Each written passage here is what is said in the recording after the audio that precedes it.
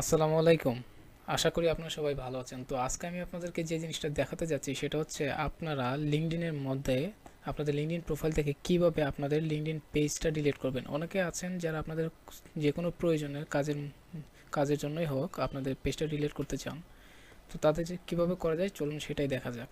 এখান থেকে আমরা আমাদের প্রোফাইল পিকচারে ক্লিক করব। ক্লিক করার পরে এখানে দেখতে পাচ্ছেন যে ম্যানেজার যে নিচে অপশনটা, ম্যানেজার নিচে আমাদের দেখবেন যে কোম্পানি নামে যে আমাদের পেজ, যে আমাদের যেটা পেজে আছে এই কোম্পানিতে শো করবে। তো আমি এখানে ক্লিক করলাম। করার পরে এই যে আমাদের পেজ, তো আমার নামের যে পেজটা আছে সেটা আমি কিভাবে ডিলিট করব। তো এখান থেকে আমরা নিচে চলে যাব, নিচে যে সেটিংস এখানে ক্লিক করব। সেটিংসে ক্লিক করার পরে আপনি দেখতে পাচ্ছেন যে সেটিংয়ের নিচে যে ডিঅ্যাক্টিভেট পেজ, তো এটাতে ক্লিক করব। এখান থেকে আমরা বাই ক্লিকিং ডিঅ্যাক্টিভেশনে ক্লিক করে ডিঅ্যাক্টিভেটে যদি আমরা ক্লিক করি তাহলে কিন্তু আমাদের পেজটা অটোমেটিকলি ডিলিট হয়ে যাবে বা ডিঅ্যাক্টিভেটেড হয়ে যাবে।